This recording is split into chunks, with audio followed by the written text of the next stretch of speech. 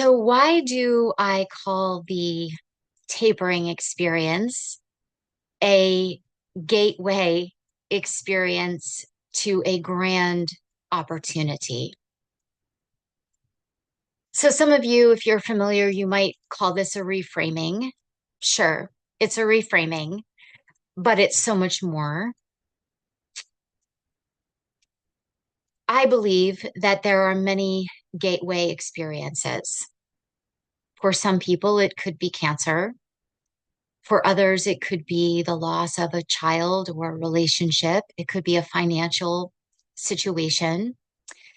It could be the loss of an arm, like the drummer from Def Leppard. I'm a huge Def Leppard fan. Anyway, the point is that I believe that we all have the exact experiences that we need to have to call us into healing, transformation, being the best version of ourselves that we can be, knowledge, wisdom, service to others by walking a particular path. And we can choose to accept the invitation to this grand opportunity or not. Mine was tapering, being medicated, tapering myself off. The way that I handled my taper, pre, in my case, psyche, pre, in my case, conscious creation of one's reality, was vastly different than that line of delineation. And that line of delineation came from the realization that this was the thing that my superconscious, greater part of me, God, source, universe, whatever name you give that which is greater than you, orchestrated, was my purpose. Again, this is all just language I'm using to capture whatever that thing, that invitation thing is, to call someone into greater realization, knowledge, wisdom, healing, transformation, and service potentially to self and others. Whether or not we accept that invitation is totally up to us. But I have found that when I accepted that invitation and I engaged in a process, the process, again, healing, transformation, everything that I mentioned, when I engaged in that process by accepting the invitation, what I came to know, not believe, move beyond believing into knowing. I know that I know that I know with such certainty because I lived it that no one could ever talk me out of or sway me from the things that I now know. That carries over into the rest of our life when we are on the other side of coming off of this medication. I now know how to be radically honest with myself. I now know how to take responsibility for myself, the way I show up in the world, and the choices that I make. I now know how to forgive others, really forgive others. And not only just for me, yes for me, but from a genuine place of no animosity, no ill will. Now, do I put myself in a situation where I could be harmed again? No, because I also learned how to set boundaries, healthy boundaries, and keep those boundaries out of protection for myself and honoring myself and loving myself and teaching others how I would like to be treated. What else have I learned by accepting the invitation? I learned that life happens through us and not to us.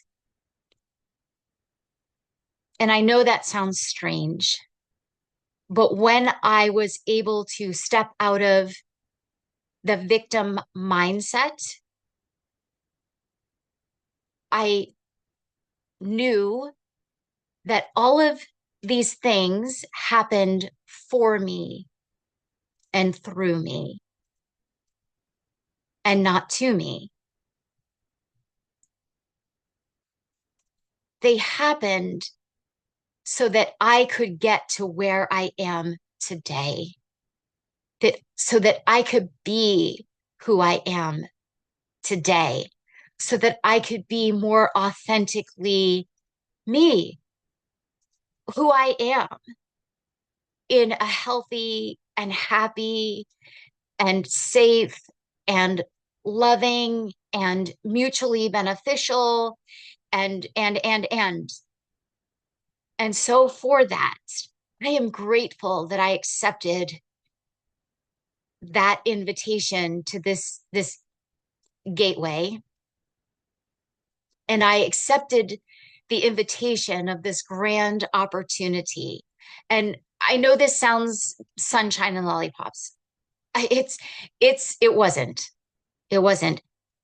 It's painful to realize the stories that you've been telling yourself and to realize that you put yourself in that prison, not intentionally, but you put yourself in that prison. And not only were you the prisoner, but you were also the guard standing outside of the prison that you put yourself in.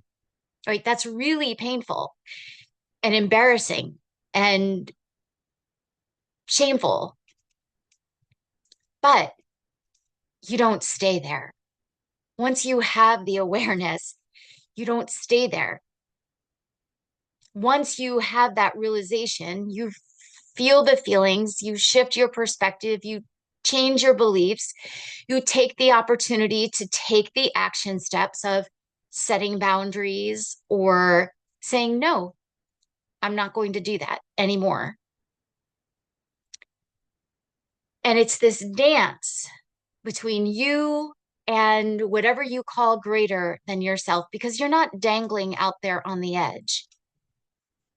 But you need to accept the invitation to realize that there's something greater going on here, and that together or in oneness with this, you whatever you call greater than you, it's all for your growth and your benefit and your healing, but not if you don't let it. Not if you don't let it be. And it can be gentle and it can be very loving. It can be very mind blowing and very eye opening and like, whoa. But it can also require us to look at things we don't want to look at and admit things we don't want to admit and stop doing things that aren't serving us. They might have served us at one time. Totally get it. But they're not serving us now and where we're going, and we need to let it go. Whether it's a behavior or an attitude, or start doing something and stop doing something, and to allow ourselves to feel whatever we need to feel and move through to the other side of it, knowing that because we feel that way or because we've had a realization doesn't make us bad or wrong. It just makes us human. And if you're like me, at the root of it, it wasn't okay for me to be human, is why I took the meds. A big reason why. It wasn't okay to feel big feelings or show up in a certain way or express myself in a certain way. Some of that was wonky. Some of it was truly wackadoodle because of my trauma and my beliefs and self-worth and all of these things. So not all of it was some of it was pretty wacky. Yeah. I mean, that's how we get the labels we get, right? Because we're showing up in whatever way. But there's a reason. And when we look at the reason, we know that it was just an expression coming out sideways, coming out wonky and sideways because we didn't know what to do with it. We didn't know how to heal it. It wasn't safe to tell the truth, maybe. It wasn't safe to be honest. It wasn't safe to feel our feelings because maybe every time we felt them, we were told it was bad or wrong or we were being dramatic, right? Or maybe it wasn't that, but when we were tapering, everything that we were feeling did not feel good. So let's shut that off, right? So that when we get to the other side and we're no longer tapering meds, but we have anhedonia, some part of us still, whether it came through tapering or before we even got on the meds, it's not safe to feel. I don't like to feel, right? I digress. But all of this to say is whatever, use the tapering experience. If you are tapering, use this experience to accept the invitation to heal and transform and learn something different, learn to do something different, learn to show up in a different way, to heal yourself so that when you get to the other side, you have a whole new way of seeing the world, a whole different way of seeing your life, operating in your life, a whole new way of being that you learned during the coming off process that is going to serve you for the rest of your life. That is the grand opportunity. That is the invitation. And I believe some part of us chose to have these experiences. It is an invitation. As always, thanks for listening.